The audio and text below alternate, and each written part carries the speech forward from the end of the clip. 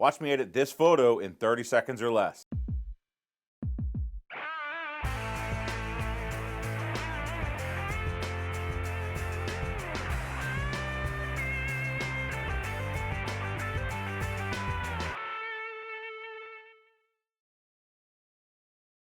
Hey everyone, welcome to Keep Shooting Monday number 130. My name is Greg Cazillo from Cazillo.com. If you missed it, I have been on Facebook Live this week, and I am again this morning. Hey everyone on Facebook Live, say hi, and I need your Cazillion questions. Send them over. It's super important to keep more content in the show. There is no such thing as a stupid question. Everybody needs to learn, so send those over so that I can answer them, so that you can learn and we can share that answer with everyone else in the photography community. So send them over. So I got my Facebook audio, Facebook Live and iPad audio figured out also. I'm actually broadcasting with Facebook Live with the Rode video mic and these little adapters, the SC4 and the SC6. I called up Rode the other day and talked to them. The guy was super nice. In the U.S., you're going to talk to someone in California. They're in Long Beach, California, and they said, "Look, you need these two adapters." He said to try this other adapter. What ended up happening is the cheapo StarTech cable that I had bought didn't work. It might work for other devices, but it did not work for the iPhone or for the iPad. So I had to buy these, the SC4 and the SC6. The SC4, what it does is it adapts what they call TRS, or the normal left and right audio cable, like for your normal set of headphones, to the TRRS on the iPhone.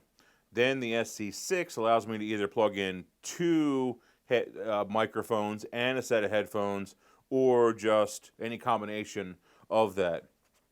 So it's a nice setup. It works. It was plug and play. The only thing that you need to remember is that you have to plug the microphone and the headset jack into the adapters, into the SC4 and the SC6 first. Then plug that into the iPad.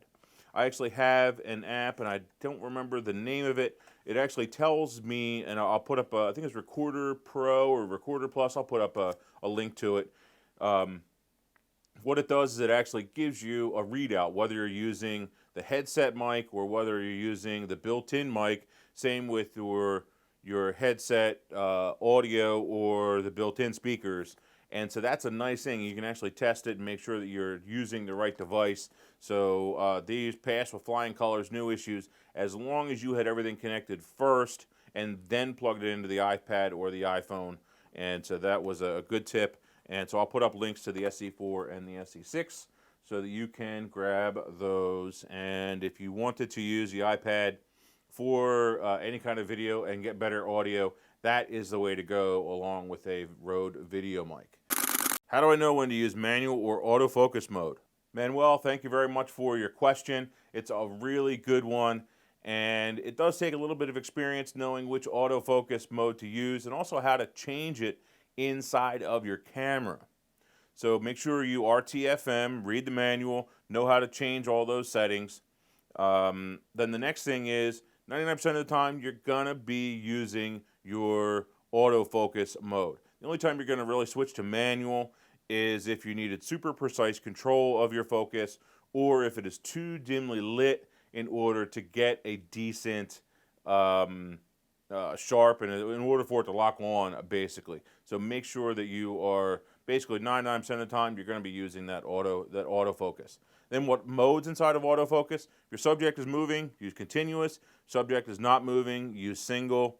If you want more information on how to use your autofocus system, check out this Photo Academy video. It is a really good one. We go really in depth as far as your focus is concerned. It's an awesome video and highly suggested. We have a nice, quick Lightroom edit here. I had Massimo send me over this photo. It needs a little bit of work in order to make it work and make it pop. He wanted it black and white, so that's exactly what we're going to do. For when we look at this, we see that it's maybe a little bit underexposed. At least this area is. His sensor was off because of the bright window light there. I'm sure that's what set it off. So first thing I want to do is get rid of this thing in the corner and some wasted space on the bottom. So I'm going to go and crop this to 1:1 and give it a nice square crop, square center crop, which works. We have her on the third line and on top third, left third, and top third, which is good. And then I am going to make this black and white, since that's going to be our end result anyway. We need stuff to pop. We need to make it pop. There's really not much to make this image really look great and really jump out at us at all. So what I need to do is first adjust our exposure. When I adjust the exposure, though, it is going to start to blow out, and we're going to lose some detail on the wall, which isn't really a big deal. That doesn't bother me in this particular instance. What does actually bother me is the fact that our floor is super dark. So the first thing I'm going to try and do is add a little bit more contrast through my tone curve. I just like the contrast of the tone curve in general, rather than using the contrast slider. I think that's a good thing. Another thing you can try to do when working with a black and white is you can adjust your temperature and tint sliders. That can help, and that'll bring in a little bit more detail, since it doesn't really matter what your white balance is. The next thing I'm going to do in order to bring that floor in is actually come down here to the black and white mix, and I'm going to grab this little adjuster doohickey. I forget the name of it. I'm sure it has a technical term. I'm sure the technical term is not doohickey. So I'm going to click and I'm going to drag down, and down will darken and then up will lighten. In this instance, I definitely want to darken. We can click and drag and we can adjust our to get a little bit more detail on the floor. We are adding some additional shadow on her face. I don't think that really matters because you can still see her smile and her expression really nice. So I think that's just fine. You will notice that this was shot with, I think, a D700, so you do have a little bit of noise, a little bit of grain there, but I don't think that's a problem, and actually adds to it in this instance, and so I think it works just fine. So that's a really cool one, a nice edit, and I think it works. And if it would have had a little bit more exposure on the one end, you know, when it was initially shot, you might have had a little bit better result, maybe not quite as much noise, and you could add that noise later. But since it was shot in RAW, you are able to save it. Never ideal to have to adjust the exposure by almost 3 stops, 2.98 stops, but you can do it and it can work. And if you have to, you can save a photo by doing that, and you can be more artistic with it sometimes. I've actually done it the opposite, where I've overexposed an image by 3-4 stops and saved a photo by making it black and white, adjusting my exposure, and it doesn't bring back a lot of details, but at least it saves the image in general, and so you get lucky sometimes, not always, but sometimes.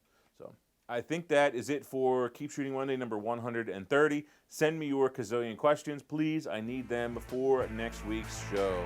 Thanks, guys. Keep shooting.